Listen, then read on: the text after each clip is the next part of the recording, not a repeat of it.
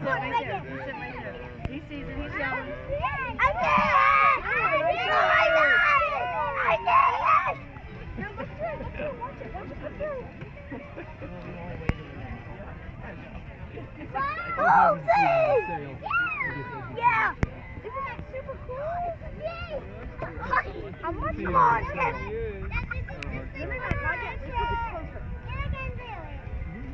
You can do it, Chip.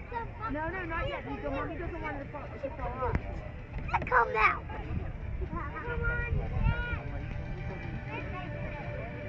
Here he comes. Mom, look at the ship.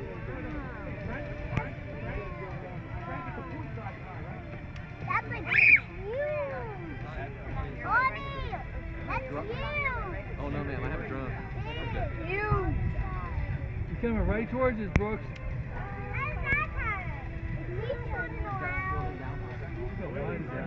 It's gonna come right up past you. Oh no, don't turn up there. That's what shot me. I gotta change batteries. I can't do it. Right where we are. It's like further down the pier. That's always. Right here. Right here. It's gonna come right by. Your family needs help, and you aren't ready yet. Let us help you. Yes. Was that the thunder? Was that the boat? I think that, yeah, that was the boat. Yeah. Bro, we don't leave. We all like this. Alright, ladies and gentlemen, as you see now, the rocket is coming in. On board we have Captain Björn Olander, who's been sailing with the ship since 2012. He is the world's most experienced Viking captain there is, I would say. It's not that many around, is it? So, and on board in total we are about 30 to 35 people. And 10 of them are professionals, and then we have another 30 or another 20 volunteers, and they are from all over the world.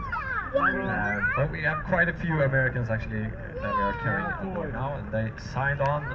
We had a crew change not that long ago up in Greenport, Long Island in New York, and that was a few days ago. But they had a nice ride now down south to Ocean City here in Maryland. And Draken is a long ship. She's about 115 feet long. And yeah, there is a crew coming in.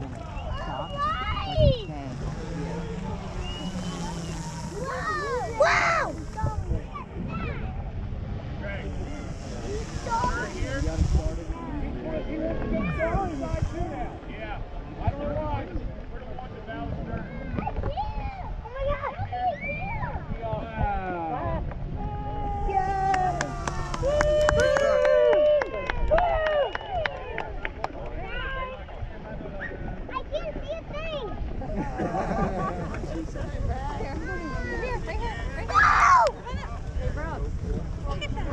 Let's turn around.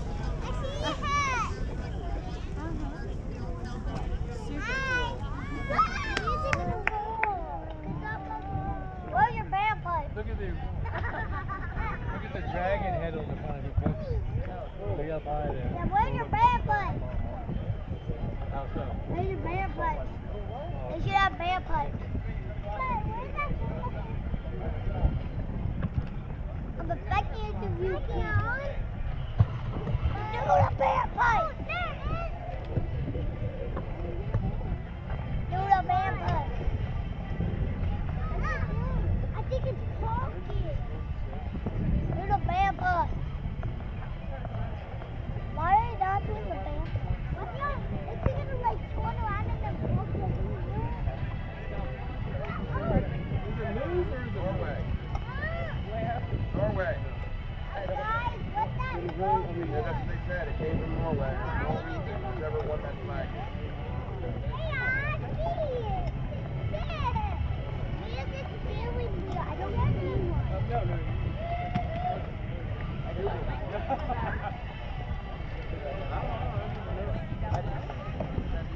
Oh, yeah, I might be upset, right? Oh, it's coming. The one hit us. Careful on the tail. Right now, look at it. Yeah,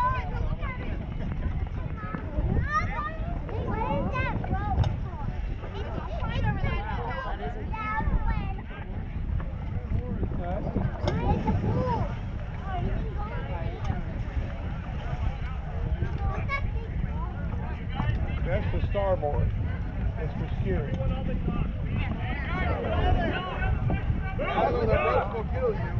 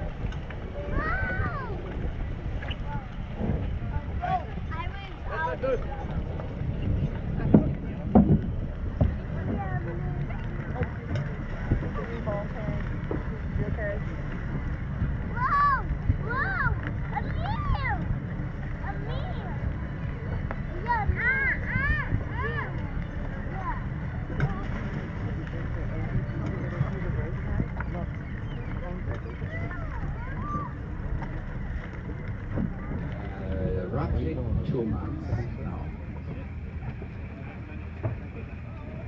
And we know the Draken itself is actually a replica of a vessel from about 1000 AD. Is there anything you can tell us about the process of replicating a vessel that dates back so far? Yeah, I'm old, but the ship is 1,000 years old, the replica. And she built as a traditional Viking ship. And you're gonna find a lot of details on board, and the rig is in ham, and the hull is made of oak, the traditional way. But we also have proved that the ship is very, very good seaworthy. We have crossed North Atlantic, and that can be a rough ride, of course. And as far as the Viking ship goes, we know that there's quite a history with the Vikings, but there's actually a bigger reason why you guys made the replica of the Viking ship, the Draken, related to the navigational processes of the Norwegians, correct? Yeah, we want to prove it's possible to sail an open ship across ice, through Iceland, Greenland, and Newfoundland. And that was the historical route for Leif Erikson, who was the first European who come to North America. Marilyn would like to say something. Thank you. Good evening, everyone. Welcome to another beautiful evening in Ocean City. What do you think? Yeah. All right, how about giving Captain Bajorn and the crew? Give them a crew a warm Ocean City, Maryland welcome. We love you. They'll be here for a week, as you know. Come please and tour the ship. And we're just so thankful to have you with us. May God bless you. Safe travels to the entire crew. And as what would you say? Welcome aboard, ladies and gentlemen. Have a great week. Thank you so much. Thank you, Mary. Thank you, the mayor and the council, for this great international hospitality.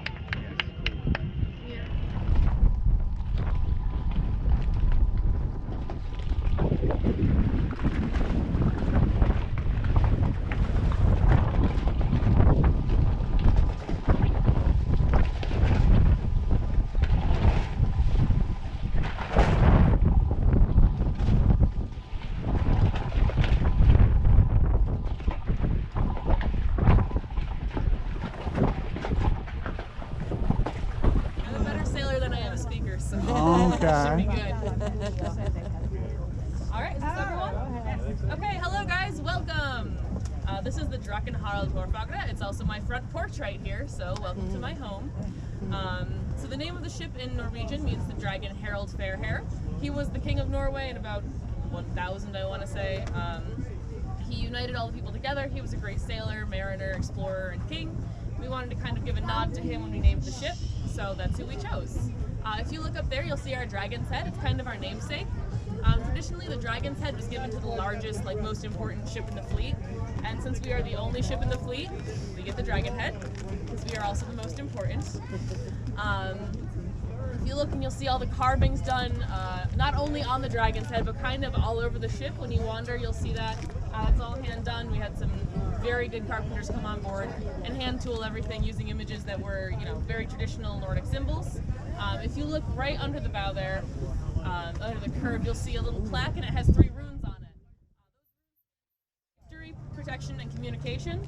So it's kind of like a good luck, get home safe, call your parents kind of thing. And you'll see things like that all over the ship when you look around. Be sure to actually check it out and look and really see all the work that went into the ship. It's a lot. It's built in a traditional style, clinker built.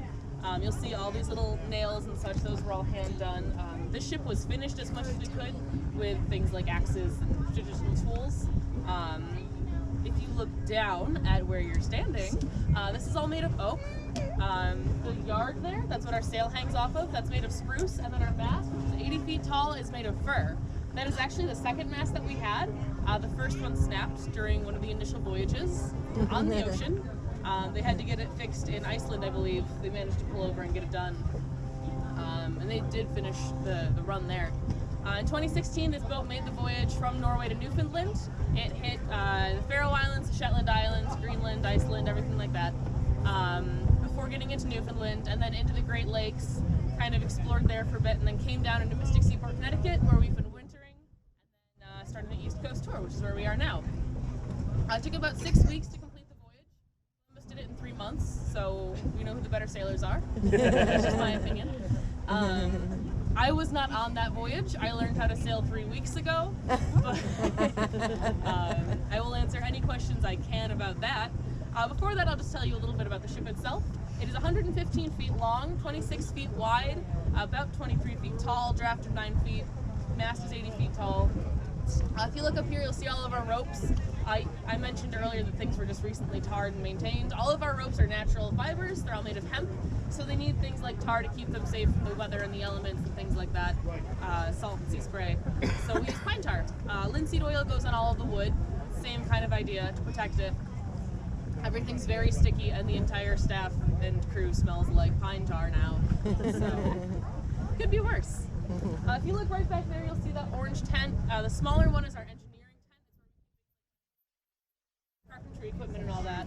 And then the larger one beyond that is our area. We have a crew of about 35 people. We do 3 different watches. You're on for 4 hours and you're off for 8. There's about 7 to 10 people in each watch. And so if you're on watch, you're doing things like lookout, you're just trying to see any boats, any obstructions, any lobster pots. Lots of lobster pots are made, by the way. Who knew? And if you're on helm, then you're just keeping course and keeping track and trying not to get knocked off by all the waves. You'll see our yard here, I mentioned earlier, made of spruce. The sail itself is made of canvas. Traditionally, it probably would have been made of something like silk. The Vikings actually did a lot of trading in their day. We opted for canvas because it's a little more weather resistant and durable. It's also heavy. So our sail and yard together weighs about 2.3 tons, and we raise it all up manually. And you'll see how that's done in the back of the ship.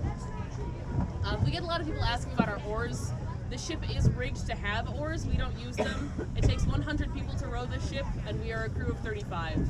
So we wouldn't go anywhere. It has been rowed before. And if you look down, you'll see all the oar ports. And the way that would work is these boards actually come up, and then you sit on the slats here, and then you would just row like that. And someone would come over and braid your hair and ask how you're doing, as the Vikings did. Capstone, it's not just a Alright, welcome to the After the Ship. What you guys think of the foredeck? Interesting, you learned about the construction of the boat, yeah? And how well she rides.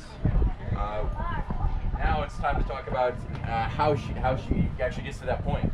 So we've got the yard with the sail, 2.3 tons. And none of the modern technology to haul her up.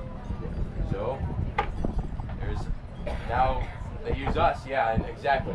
As you can tell, some of us have become work mules on the boat. They feed us well, don't worry. Why, thank you. So this is a spila.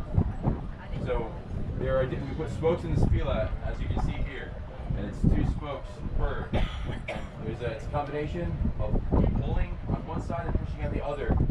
Get it moving up. It'll pull down, pull the yard up, and when that happens, we get it just above halfway. And at that point, it's still along, the sail is still parallel with the ship. We need to get it in front of the side riggings. So we have to use a kai maneuver.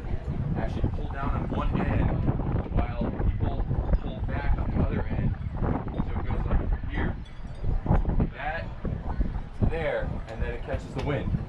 From that point, it's a matter of setting the tack and pulling in the sheets. From there, we can actually begin sailing. So it's obviously a very dangerous maneuver, one of the most dangerous that we can do. The spila itself takes 12 people generally to get the sail up.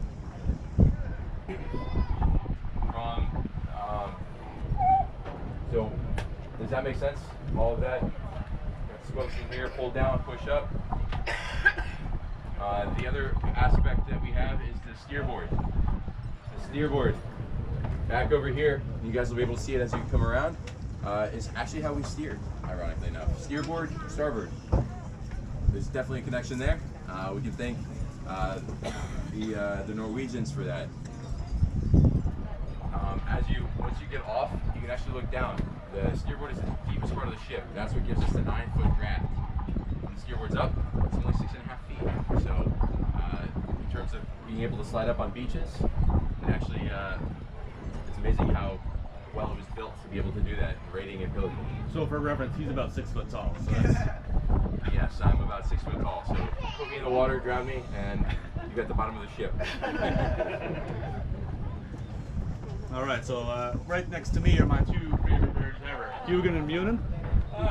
They are Odin's pets, two of them rather. Hugin here, his name Hugin means thought, my best friend, and Munin here means memory. So there's a story behind Hugin and Munin, and there's also practical purpose behind the symbology and the reason these are on our ship here.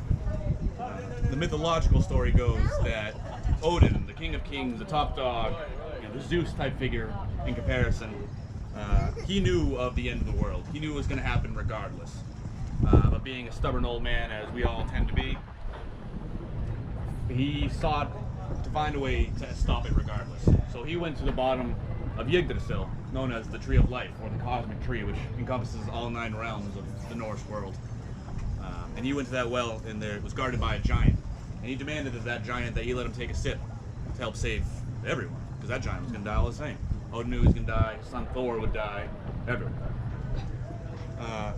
But that giant didn't care too much, so he said, "I demand that you make me self-sacrifice to prove your worth, Odin."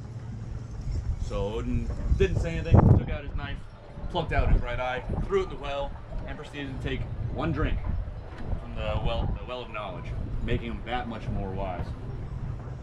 So in lieu of not having perfect vision, he has Hugin and Munin, which he uses as kind of recon special forces. These are his go-to guys. He would send these 2 ravens out every day, and all day they would gather all the information they could see and hear from around the known world. And at night they'd land back on his shoulders and start whispering everything they saw and heard of man, giant, elf, dwarf in his ears, making him that much more wise. Unfortunately, he was not, by mythological standards, as far as we know, he was unable to stop Ragnarok. We aren't sure if that happened yet or not, but it depends on which version you go off of.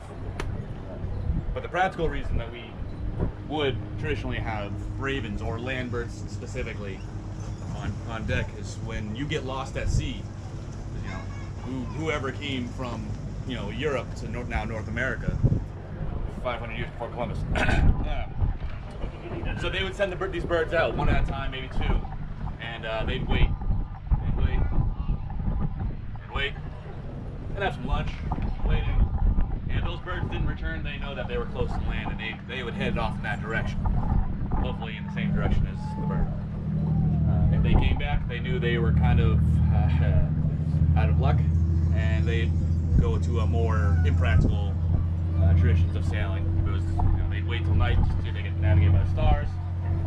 There is a large emphasis on things called sunstones, which we actually have a model of in our merchandise kiosk. You can take a look at that. That's practical use for having land birds, specifically ravens per mythology, on board a Viking vessel. Questions? Any questions?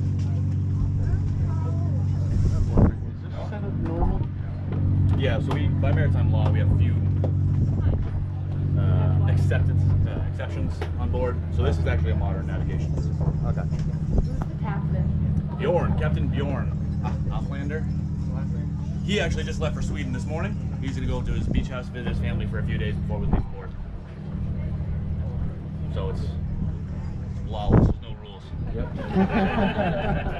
When the captain's away, the crew will play. Okay, Yeah, we know where his alcohol is too. Well, that's an important discovery. And you guys saw the dragon head on the front of the ship, yeah? Make sure you take a look at the tail. You can probably get It'll be a better shot view from the outside. Yeah, from the ship. These canvas tops aren't here when we sail, so we thank you for the future comfort, because baking in the sun more than we have to is not ideal. So have y'all been in port and having a good time? Oh, we're loving it so far. Yeah, it's great. We got the short straw. This is the first shift of the first day. So congratulations, you're the second group of the. Actually, no, you're the first. Second. Sorry. Second. We're still waking up. We do sleep on deck. This deck here, and then you can also see the galley as you head up. But we all sleep on deck. This happens to be my hammock spot right here. Yeah. So I thank you guys for not waking us up too early. But if there are no further questions, thank you guys for coming. And Feel free to take a few photos. We got a few minutes to kill for the next group.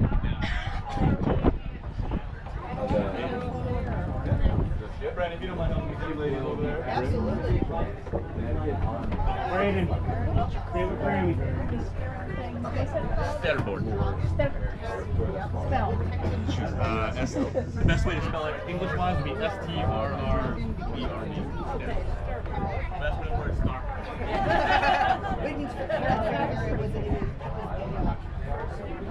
Very pretty. Did you get a good view of both of the birds? Oh, yeah. Okay.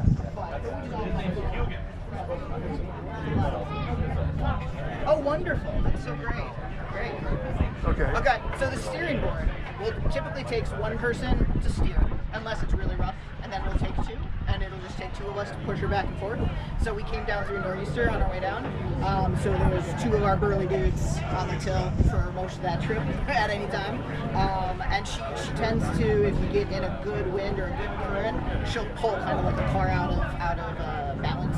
So then she'll really start to pull one way or the other. So you'll spend a lot of time in kind of a resistance stance. It's quite the workout. So with 35 people, you can... Yeah, we swap out. Yeah, we work, when we're sailing, we work in 3 shifts. So it's 4 hours on, 8 hours off. And so whoever's on duty at the time, there's about 8 to 10 of us. We'll rotate between working the helm, working lookout, doing maintenance on the ship, that kind of stuff. So, yeah. all the magic happens in the galley. The real magic happens here. The yard, sail up in the house.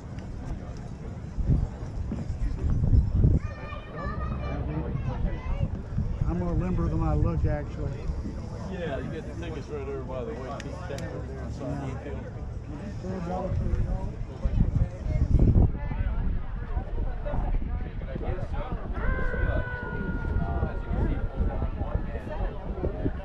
Yes, he said there were oars, but that's not an oar. Oh, okay. That's the steering. We do